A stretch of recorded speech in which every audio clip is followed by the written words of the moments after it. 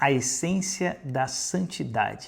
Se você quer aprender sobre isso, acompanhe esse vídeo até o final. Nós vamos conversar sobre esse processo de maturidade tão importante na vida de cada cristão. No final desse vídeo, eu vou falar para você também um pouco sobre o que eu aprendi sobre santificação nesse livro aqui, um livro do teólogo John Owen, um dos grandes mestres do tempo do puritanismo. John Owen, ele escreve esse livro aqui sobre a mortificação do pecado. E eu vou trazer aqui para você um ensinamento muito valioso do John Owen nesse assunto da santificação, que ajudou muito na minha caminhada, ajuda até hoje na minha caminhada cristã, e eu tenho certeza que vai ajudar muito você. Então, não deixa de acompanhar e de ver esse vídeo aqui sobre santidade com esse título, A Essência da Santidade. Seja bem-vindo ao canal Minha Herança. Já curte esse vídeo aqui, já faz seu comentário para que nós possamos crescer cada vez mais aqui nessa nossa comunidade no YouTube e trazer mais pessoas para esse processo de crescimento, de maturidade na palavra de Deus, de estudarmos as Escrituras. Nós estamos fazendo essa série de Colossenses. Já passamos pelo capítulo 1, já passamos pelo capítulo 2 e agora estamos iniciando o capítulo 3. E o interessante é que a carta de Paulo aos Colossenses, assim como outras cartas dele, ela se divide em duas partes principais. Sempre uma parte inicial, onde Paulo apresenta a doutrina do Evangelho, a doutrina cristã, conceitos como a justificação, a justiça pela fé, a salvação, a ira de Deus, a eleição dos santos. Todos esses elementos Paulo sempre apresenta no início da sua carta. Quando a gente vai estudar, por exemplo, a carta de Paulo aos Romanos, ele vai ficar do capítulo 1 até o capítulo 11 falando desses elementos doutrinários. Do capítulo 12 em diante, Paulo começa a trazer mais a parte prática. Como que eu coloco em prática, já que eu sei de todas essas coisas ao meu respeito, como Deus me resgatou, como Deus nos justificou, como Deus nos elegeu antes da fundação do mundo. Com base nisso, como que eu devo viver? Então, Romanos é assim. A carta de Paulo aos Efésios, mesma coisa. Do capítulo 1 até o 3, ele vai tratar justamente de todas as bênçãos espirituais que nós recebemos em Cristo Jesus. Ele vai falar sobre a igreja e, na sequência, daí Paulo fala da vida prática, onde ele traz ensinos práticos, como que os casais vivem, como o marido deve amar sua esposa, assim como Cristo amou a igreja. Ele começa a dar exemplos na vida prática. E Colossenses, ele tem essa mesma divisão. Capítulo 1 e 2, Paulo nos apresentou aqui doutrina. Então nós tivemos esses dois capítulos com bastante teologia, textos bem densos, com muita informação sobre a supremacia de Jesus, que é o tema principal da carta de Paulo aos Colossenses, como Cristo é totalmente suficiente para a nossa vida, para a nossa caminhada espiritual, e como ele é supremo em todas as coisas, como Jesus nos completa em tudo. Então a gente viu isso no capítulo 1 e no capítulo 2. E agora, no capítulo 3, nós vamos ver a prática da vida cristã. E Paulo vai focar aqui justamente nessa busca pela santidade. E nós terminamos o capítulo 2 vendo que como que nós não conseguimos nos santificar. Quando a gente lê no capítulo 2, no versículo 23, Paulo vai dizer assim: tais mandamentos têm aparência de sabedoria, com a sua pretensa religiosidade, falsa humildade e austeridade com o corpo, mas não tem valor algum para refrear os impulsos da carne. Veja, Paulo conclui o capítulo 2 dizendo que todas essas regras de não toque, não prove, não faça isso, não faça aquilo, elas só têm uma aparência de religiosidade, de coisa boa, mas lá no fundo, ela não tem poder algum para refrear os impulsos da carne, para refrear aquilo que procede do coração do homem, que são os maus pensamentos. Ou seja, o legalismo, ele não é capaz, o legalismo religioso não é capaz de nos santificar. Agora, Se o legalismo não é capaz de nos santificar como igreja de Cristo, como que eu e você podemos, na prática, nos santificar? Passar por esse processo de maturidade, de nos tornarmos maduros em Cristo Jesus. E é justamente isso que a gente vê nesse capítulo 3, no versículo de 1 a 10. E por isso esse texto é tão precioso. Então, preste atenção, nós vamos ler o texto e veja o que o texto traz para nós e como que é o processo de santificação. Se não é com base no legalismo, se não é com base em ritos, em mandamentos que outros trazem para nós, que os religiosos querem nos impor, se não é dessa maneira, qual é a maneira correta como eu e você podemos aprender com as Escrituras a santificação? Vamos lá para o texto? Colossenses capítulo 3, do versículo 1 a 10 diz assim: Portanto, já que vocês ressuscitaram com Cristo, dediquem-se às coisas que são do alto, onde Cristo está assentado à direita de Deus. Pensem nas coisas do alto, não nas coisas da terra, pois vocês morreram e a vida de vocês está escondida com Cristo em Deus. Quando Cristo, que é a vida de vocês, ele se manifestar, então vocês também serão manifestos com ele em glória. Portanto, façam morrer tudo que pertence à natureza terrena de vocês: imoralidade sexual, impureza, paixão, desejos maus e a cobiça, que é idolatria. É por causa dessas coisas que vem a ira de Deus sobre os que vivem na desobediência, as quais vocês praticaram no passado, quando costumavam viver nelas. Agora, porém, abandonem todas essas coisas: ira, indignação, maldade, calúnia e linguagem indecente no falar. Não mintam uns aos outros, uma vez que vocês já se despiram do velho homem com as suas práticas e se vestiram do novo, o qual está sendo renovado em conhecimento à imagem do seu Criador. Veja que texto maravilhoso esse texto de Paulo aqui em Colossenses capítulo 3. Nessa abertura, nesse versículo de 1 a 4, é onde nós temos a essência principal, o núcleo do que Paulo está nos transmitindo nessa carta, que é um apelo ao nosso bom senso. Você consegue perceber nessas frases de Paulo, quando ele diz assim: olha, já que vocês ressuscitaram com Cristo, procurem as coisas que são do alto, onde Cristo está assentado à direita de Deus. Ou seja, já que vocês se dizem cristãos, e a essência do que é ser cristão é morrer com Cristo. A essência da proposta de Jesus é essa: tome sua cruz e me segue. Nesse significado de tomar a cruz é eu declarar que eu estou morrendo para o mundo. O batismo é isso, quando nós nos batizamos nas águas, é essa declaração de que eu estou morrendo para o mundo, sendo sepultado para as coisas do mundo, para mim mesmo, para os desejos da minha carne, e agora vivo. Eu ressuscito juntamente com Cristo. Essa é a essência do que é ser cristão. E Paulo aqui ele faz esse apelo: olha, já que vocês ressuscitaram com Cristo, vocês alegam que morreram com Jesus e agora ressuscitaram com ele, procurem as coisas que são do alto, onde Cristo está sentado à direita de Deus. Mantenham o pensamento nas coisas do alto e não mais nas coisas terrenas, pois vocês morreram. É a realidade cristã. Nós estamos mortos em Cristo e a sua vida está agora escondida com Cristo em Deus. Veja, nós morremos com Jesus, morremos para o mundo e agora tem uma vida nova, escondida com Cristo em Deus.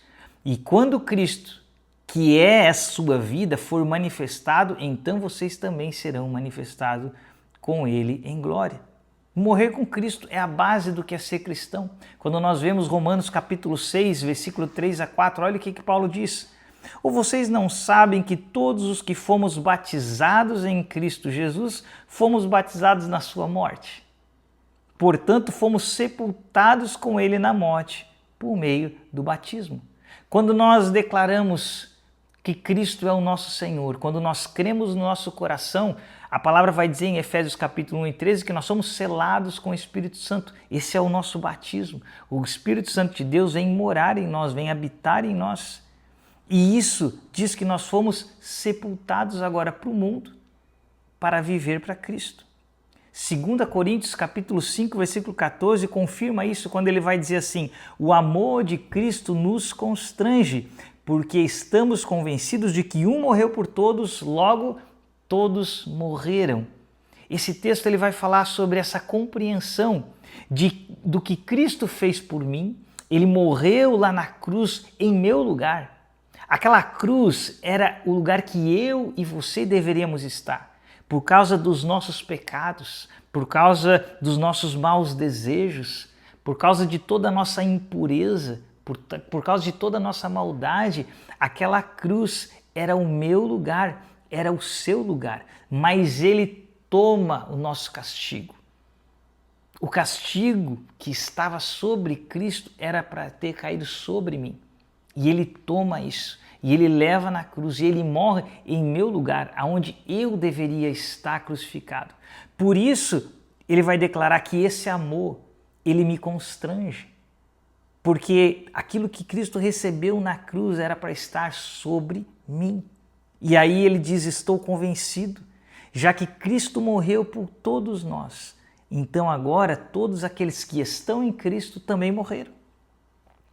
Então, nós precisamos compreender essa verdade do Evangelho, de que nós agora estamos mortos com Cristo Jesus e há para nós reservada uma nova vida. E compreender esse caminho do Evangelho, que é essa estrada principal. Porque sempre do lado do caminho do Evangelho nós temos valas que são muito perigosas de você e eu cairmos. Uma das valas, nós falamos sobre isso no vídeo passado, é não entender que receber Jesus é morrer com Ele. Quando eu não entendo isso, quando eu não entendo que receber Jesus é estar morto com Ele, eu sou levado para a libertinagem. É aquele que pergunta, ora, já que aonde abundou o pecado, superabundou a graça, então vamos continuar pecando cada vez mais para que a graça aumente. Aquilo que Paulo responde em Romanos 6, dizendo, de maneira alguma, nós que morremos com Cristo, como viveremos para o pecado? Mas muitos caem nessa vala, usando a graça de Deus em Cristo Jesus como uma desculpa para uma vida de libertinagem. Ora, já que Cristo perdoa todos os pecados, vamos viver pecando. Amanhã eu peço perdão e está tudo certo. Alguém que tem essa mentalidade é alguém que não compreendeu o Evangelho. É alguém que não compreendeu o que Cristo fez na cruz, o que os nossos pecados fizeram com Jesus na cruz. É alguém que não se sente constrangido pelo amor de Cristo morrendo lá em nosso lugar. Então essa pessoa que vive isso, que transforma a graça de Deus em uma desculpa para uma vida de libertinagem, ele não entendeu o Evangelho. Então esse é um lado da vala, nós temos aqui o caminho do meio, o Evangelho verdadeiro, o Evangelho genuíno, e um lado da vala é a libertinagem, aqueles que usam da graça como uma desculpa para viver em libertinagem.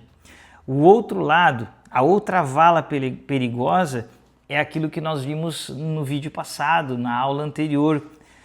É aquele que acha que morrer com Jesus é o legalismo.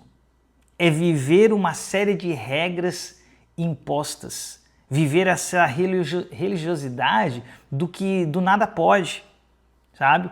Daquilo que as pessoas às vezes vão aceitando, serem doutrinadas e colocar-se um monte de regras em cima dela, e regras humanas. Coisas que não se encontram na Bíblia, mas pela falta de conhecimento, a pessoa vai se enchendo daquilo que o texto vai dizer, não proves, não toque, não mexa nisso. E ela vai criando um monte de tabus na sua mente. E a igreja e esses legalistas, os religiosos, eles vão tentando fabricar uma santidade. E essa tentativa de fabricar uma santidade, ela é muito perigosa, porque cria pessoas que não usufruem da intimidade com Deus e estão ali através das boas obras, através de uma tentativa de viver uma vida santa, pensando que se elas se esforçarem bastante, aí então ela vai ser aceita diante de Deus. E essa tentativa de fazer boas obras, de fazer tudo aquilo que a religião vai te passando de normas para ser aceito, então daí ser aceito por Deus vai criando pessoas legalistas que não experimentam a graça e o amor que está em Cristo Jesus. Essas igrejas não ensinam as pessoas de que nós, quando nos achegamos a Cristo, somos imediatamente justificados pelo sangue de Jesus. Não existe obra alguma a ser acrescentada. E por isso a pessoa vive tentando se santificar, realizando seus ritos, participando de ritos na esperança de cada vez mais ser aceito diante de Deus. Ou seja, o grande perigo é você, às vezes, sair de uma vala e cair em outra. Eu tenho um exemplo que talvez você conheça, alguém na internet conhecido como o Pax, o Pastorzão. Há muitos anos atrás ele fez muito sucesso na internet fazendo vídeos sobre o cotidiano, o dia a dia de um pastor de uma igreja e vídeos assim com sketches bem engraçadas. Ele era um cristão, mas infelizmente quando você escuta ele falando é muito perceptível que o meio em que ele viveu esse cristianismo foi um meio legalista. Ele mesmo vai declarar numa das suas entrevistas que ele, entre os seus amigos cristãos, ele era o mais correto. Ele fala assim, dessa maneira: eu era o mais correto, eu não bebia, eu não me prostituía, e um monte de coisas que ele diz que ele deixava de fazer. E pensando nisso, você percebe quando ele fala, ele achava que dessa maneira, não fazendo essas coisas, ele estava se tornando cada vez mais justo diante de Deus. Mas ninguém explicava para ele que ele não precisava fazer essas coisas para ser aceito por Deus. E ele vivia indo atrás dessas coisas até que ele se decepciona com esse sistema religioso, com esse meio religioso em que ele vive. E ele então sai de uma vala, a vala da legalidade, do legalismo religioso, onde você faz um monte de coisas para poder se tornar aceitável diante de Deus, e ele, em vez de encontrar o evangelho no meio do caminho, ele cai direto na outra vala, a vala da libertinagem, aonde a pessoa diz: quer saber? Eu vou viver do meu jeito, vou viver para os meus prazeres. E o evangelho, ele é esse caminho do meio. É esse caminho perfeito onde a gente leu aqui no versículo 3 de Colossenses, capítulo 3, onde ele diz assim: a vida de vocês está escondida com Cristo. Essa vida não está nos legalismos e na tentativa de fazermos as coisas por nossas forças, mas é em descansarmos na obra de Cristo na cruz. É em olharmos para Jesus e saber: Ele foi quem fez a obra que para mim era impossível. Aquilo que eu jamais poderia realizar em Cristo por causa da minha condição de pecador, por causa do meu coração enganoso, Jesus realizou por mim. E eu agora o recebo e eu morro com Ele na cruz. Eu estou crucificado com Cristo. Eu já não sou mais eu quem vive, como diz Paulo, mas agora é Cristo que vive em mim. E o Evangelho e a santificação é experimentar justamente essa vida nova. Essa compreensão de que agora já não sou mais eu quem vivo, mas é Cristo quem vive a partir de mim. É descobrir essa vida que está escondida em Cristo Jesus. Quando Paulo escreve em Romanos capítulo 6, versículo 4, a parte B vai dizer assim: portanto, nós somos sepultados com Ele na morte por meio do batismo, a fim de que, como Cristo foi ressuscitado dentre os mortos pela glória do Pai, assim também vivamos uma vida nova. Essa compreensão de que há uma vida a ser desfrutada em Cristo Jesus. Não tem nada a ver com legalismo, com normas e regras impostas por religiões, mas tem a ver com essa nova vida em Cristo Jesus. Veja o que 2 Coríntios vai dizer, capítulo 5, versículo 15. Ele morreu por todos para que aqueles que vivem já não vivam mais para si mesmos, mas para aquele que por eles morreu e ressuscitou. O cristianismo tem a ver com essa vida nova em Cristo Jesus. E isso que é, na prática, o ser cristão e ter uma vida de santidade, que é o tema do nosso texto. A essência da santidade é justamente essa, é procurar, é se dedicar às coisas que são do alto. Se você me perguntar como que eu posso, na prática, viver a santidade, como que é no dia a dia uma vida de santidade, e é esse versículo 1 que nos diz: a prática de uma vida de santidade é essa compreensão de procurar, de dedicar, de colocar a sua mente nas coisas que são do alto. Lembra que o Senhor vai nos ensinar que nós vamos encontrá-lo e nós devemos buscá-lo quando nós fizermos isso com todo o nosso coração, com toda a nossa alma, com toda a nossa força e com todo o nosso entendimento. É quando nós nos dedicamos, quando nós realmente nos empenhamos em viver isso, é nesse momento em que nós passamos então a desfrutar dessa santificação verdadeira e genuína que está em Cristo Jesus. Tem a ver com os nossos pensamentos, com a nossa mente, o nosso cotidiano, aquilo que está passando em nossa mente todos os dias. Você já tentou ficar sem pensar? Nós não conseguimos. A nossa mente está constantemente em ação. Nós estamos em todo momento pensando. E se nós não estivermos pensando nas coisas que são do alto, ou seja, na palavra de Deus, naquilo que o Senhor deixou para nós nas Escrituras, vivendo a Bíblia, nós vamos estar deixando que a nossa mente seja rodeada, seja cheia do quê? Da mentalidade da nossa cultura. O meio em que nós vivemos, ele nos inunda com ideias, lança ideias à nossa mente todo o tempo. Nós somos, desde que nós nascemos, nós recebemos informações do meio das mídias, das pessoas que estão ao nosso redor, dos nossos amigos. A cultura nos permeia com informações. Por isso que a base da transformação da vida cristã, quando Paulo fala em Romanos capítulo 12, no versículo 2, ele vai dizer: não se amoldem ao padrão do mundo, porque todos nós estamos inseridos nesse mundo, nessa cultura. E ele vai dizer, um cristão é alguém que não se amolda, é alguém que não se permite ser moldado pelo meio em que vive, não aceita passivamente aquilo que a cultura impõe, aquilo que a mídia traz, muitas vezes embalada num envelope bonito, com uma aparência bonita, mas o interior está cheio de podridão. Mas Paulo vai dizer, não se amoldem a esse padrão, mas pelo contrário, transformem-se pela renovação da mente de vocês. A mente de vocês precisa ser renovada para que então vocês possam experimentar a boa, agradável e perfeita vontade de Deus. É disso que ele está falando, é o cuidado com a nossa mente.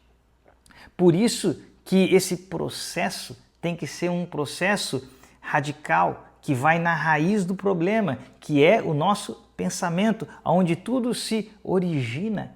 A mente, querido, a nossa mente é o verdadeiro campo de batalha espiritual. Veja só o que diz lá em 2 Coríntios capítulo 10, do 4 ao 5.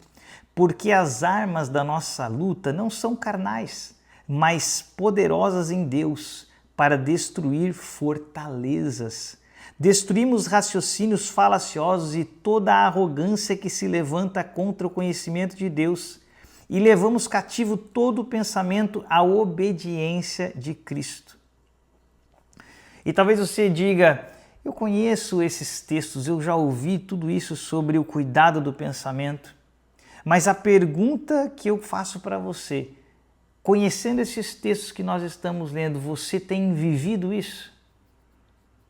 Você tem cuidado dos seus pensamentos? Quais pensamentos têm predominado na sua mente? O que tem tomado conta da sua mente no dia a dia?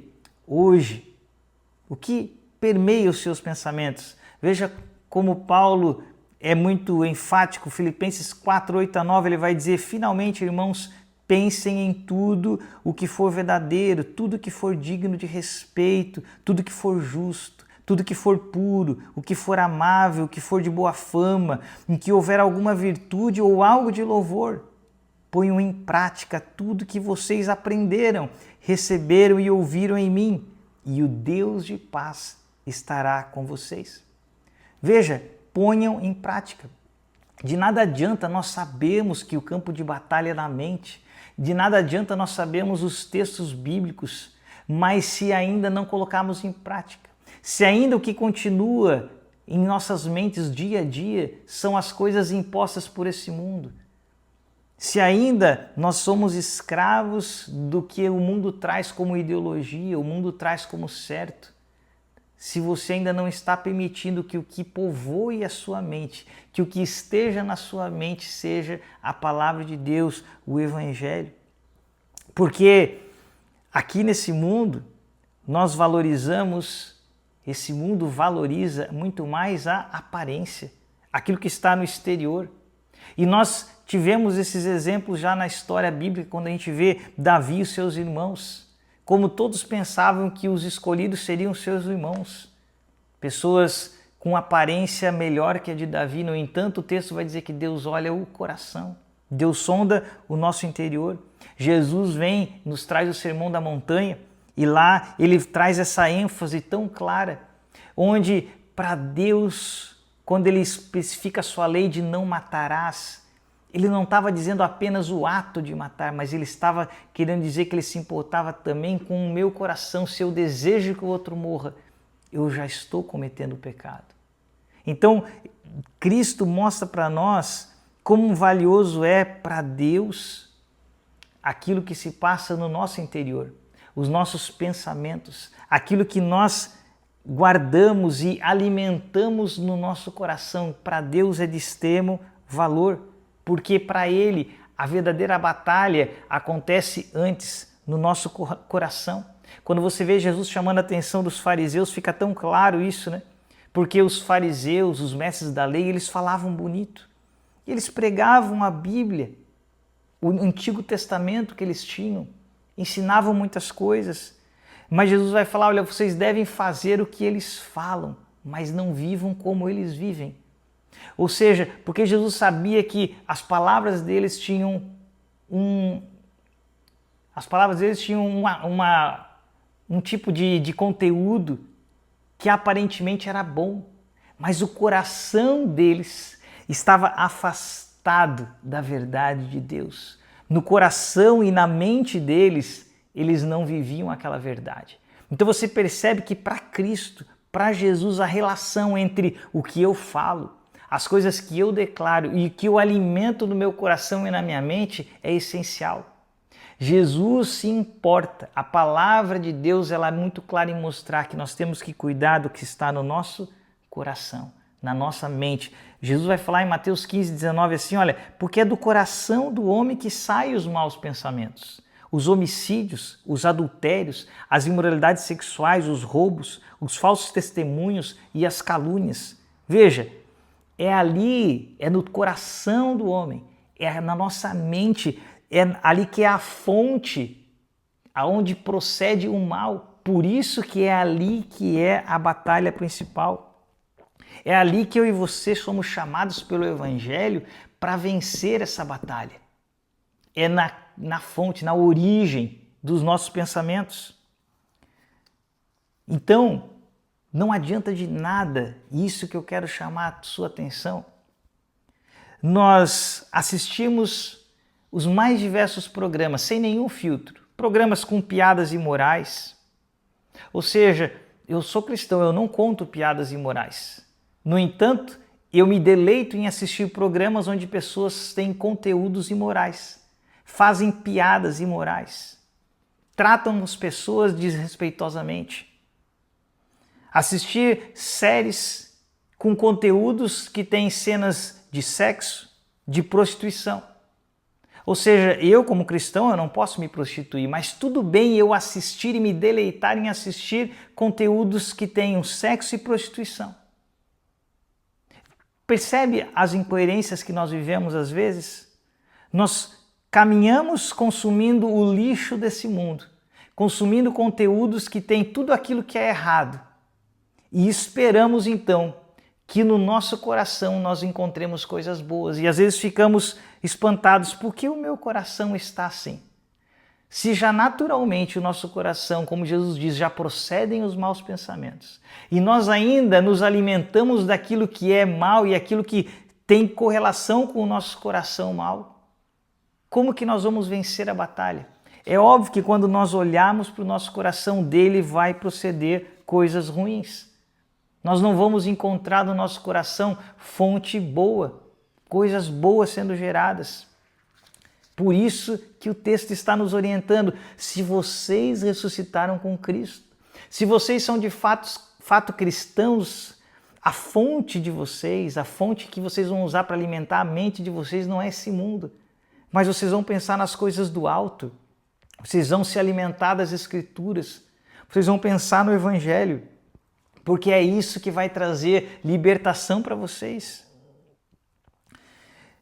Isso que vai fazer com que você mortifique o pecado. Lembra que no início do vídeo eu falei para nós que eu ia falar para você desse livro aqui, do John Owen. Esse livro aqui, A Mortificação do Pecado, ele vai falar que recorrer a esses pensamentos, alimentar pensamentos de pecado, pensamentos lascivos, pensamentos de ódio, pensamentos de ira, tudo aquilo que é contrário à palavra de Deus. Fazer estas coisas é como alguém que coça uma ferida. Você imagina que você tenha uma ferida grande no braço. Você se machucou e fez uma ferida grande. E vai passando os dias e vai criando uma casquinha. E é normal, né, quando cria aquela casquinha, coçar. A gente começa a dar uma coceira. E você tá lá que você não aguenta, mas aí de repente você só vou dar só uma coçada aqui e você passa ali, você sente um alívio, mas o que aconteceu? Aquilo teve a aparência de te dar um alívio, mas arrancou a casca. Abriu a ferida novamente. Aquilo que estava quase sarando se tornou novamente uma ferida exposta. E John Owen vai mostrar isso é o pecado. Enquanto nós dizemos assim, olha, se eu não pecar no exterior e as pessoas não verem, mas deixa eu só dar uma coçadinha aqui no pecado, alimentando alguns pensamentos na minha mente, alguns desejos errados, ilícitos, porque afinal de contas está só na minha mente. Quando você faz isso, você só está reabrindo uma ferida que Cristo veio para curar, para nos libertar do pecado. Então, ao coçar, ao permitir que esses pensamentos, ao alimentarmos pensamentos pecaminosos, nós estamos apenas reabrindo feridas que Cristo Jesus morreu na cruz para nos sarar delas, para nos livrar dela. Então, nós precisamos entender aqui, querido, que a essência da santidade é trocar os nossos pensamentos pela palavra de Deus. Eu vou repetir aqui para você. A essência da santidade é trocarmos os nossos pensamentos pela palavra de Deus. E quando você faz esse processo, quando você começa a substituir os teus pensamentos, aquilo que procede naturalmente de nós, e nós rejeitamos esses pensamentos errados e levamos a nossa mente e dedicamos a pensar nas coisas que são do alto, na palavra de Deus. Quando eu faço esse processo de desligar a minha mente das coisas do mundo e ligar a minha mente com as coisas que são do alto, aonde a minha vida está escondida com Deus, é nesse processo que eu passo a desfrutar da santidade. Veja, o versículo 5, ele vai dizer qual que é a consequência do 1 ao 4. Nós falamos aqui do 1 ao 4. E veja então qual é a consequência. Se eu e você pensarmos nas coisas do alto, colocarmos nossa mente em Cristo Jesus, veja o que vai acontecer. Versículo 5, ele vai dizer assim, dessa maneira, façam morrer tudo que pertence à natureza terrena de vocês. A imoralidade sexual, a impureza, paixão, desejos maus e a ganância, que é a idolatria. É por causa dessas coisas que vem a ira de Deus sobre os que vivem na desobediência. as quais vocês praticaram no passado, quando costumavam viver nelas, mas agora abandonem todas essas coisas: ira, indignação, maldade, maledicência e linguagem indecente ao falar. Não mintam uns aos outros, visto que vocês já se despiram do velho homem com suas práticas e se revestiram do novo, o qual está sendo renovado em conhecimento à imagem do seu Criador. Veja o que o texto disse. Então, limpe o seu interior, mude a sua mente, mude o seu coração e o que vai acontecer? O exterior muda naturalmente. Você vai fazer com que tudo aquilo que é da natureza terrena, que ele vai dizer imoralidades sexuais, impurezas, paixões, desejos maus, tudo isso vai morrer naturalmente. Se você limpar primeiro o teu interior, mas esse é o processo. Por isso Jesus critica, Lucas 11:39, Jesus vai dizer: vocês fariseus limpam o exterior do copo e do prato, mas o interior de vocês está cheio de ganância e maldade. Consegue perceber? Jesus está falando, o processo é inverso, limpe o interior, mude sua mente, permita que a palavra de Deus habite ricamente em vocês, como nós vamos ver aqui em Colossenses 3,16. Lave a mente de vocês na palavra de Deus. Coloquem suas mentes constantemente em estudar as Escrituras, em ser lavados por essa mensagem. Inculquem essa mensagem na mente dos seus filhos. Pela manhã, pela noite, em todo o tempo. Inculquem isso na mente de vocês. E ao limpar o interior de vocês, naturalmente o exterior será limpo. Se aquilo que passar pela nossa mente, se o que nós permitimos que faça morada em nossa mente for sempre a palavra de Deus, o nosso exterior naturalmente será purificado, santificado. Por isso que essa é a essência da santidade. Enquanto eu tento, através do legalismo, me santificar de fora para dentro, eu começo a cuidar dos meus atos. Eu não posso fazer isso, eu não posso tocar naquilo, isso aqui é errado. Mas eu não cuido do meu coração, da minha mente, isso é uma religiosidade vazia. Porque essa religiosidade do não toque, não prova, ela não tem poder para destruir o mal que habita dentro de mim. Agora, quando eu faço o processo inverso, eu entendo que eu morri para Cristo. Que Cristo morreu em meu lugar, então eu morri juntamente com Ele para agora viver para Ele. E eu decido pela palavra dele agora levar cativo a ele todo o pensamento, tudo aquilo que há em mim eu levo cativo à obediência de Jesus. Não aceito que nenhum pensamento que não seja dele, da sua palavra, que não seja bom, que não seja justo, se estabeleça em mim nesse processo de limpar meu interior. Então sim, a santidade começa a ser, a verdadeira santidade começa a aflorar no nosso coração. E para concluir, a gente encerrar aqui, por que eu e você precisamos ser santificados?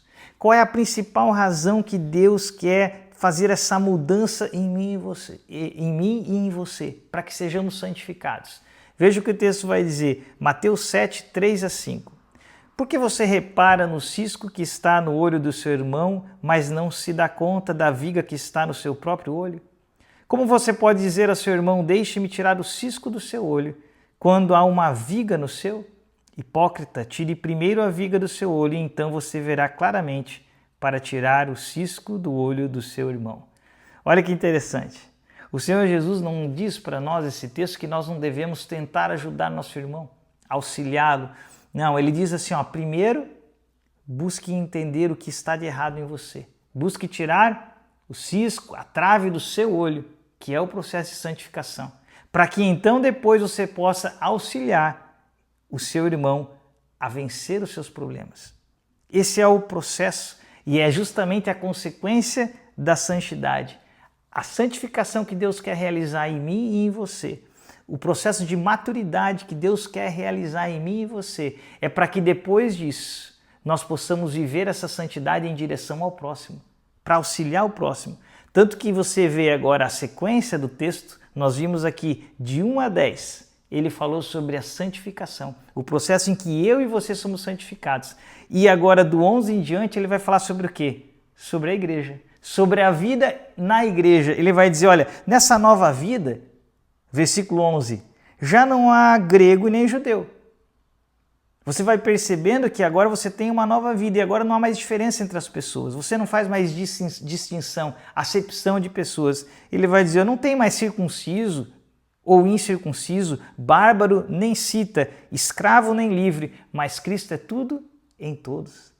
E ele vai seguir lá no versículo 13, ele vai dizer, suportem uns aos outros. Consegue perceber a dinâmica do texto?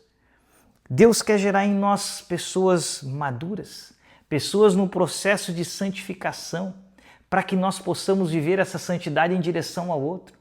Como que eu vou suportar o outro? Como que eu vou suportar meu irmão? Como que eu vou ser capaz de perdoá-lo? De andar com ele a segunda milha? De dar a outra face se eu não passei pelo processo de santificação? Eu preciso primeiro ser santificado, ser tratado por Deus e viver isso agora, depois em direção ao meu irmão. E é o que nós vamos ver no próximo vídeo, onde nós vimos aqui hoje sobre a essência da santidade, que é cuidar da nossa mente, cuidar do nosso coração, daquilo que procede dele. Se ressuscitamos com Cristo, pensamos nas coisas do alto, para que então, entendendo a essência da santidade, eu possa então viver santificado agora para edificar o próximo. Querido, que essa palavra fique no seu coração, que você possa experimentar essa vida nova que há em Cristo Jesus e nós possamos continuar crescendo no Evangelho e no nosso próximo vídeo vamos falar sobre isso, a santificação que agora acontece em mim para que eu edifique o próximo. Amém? Que o Senhor te abençoe e até o nosso próximo vídeo.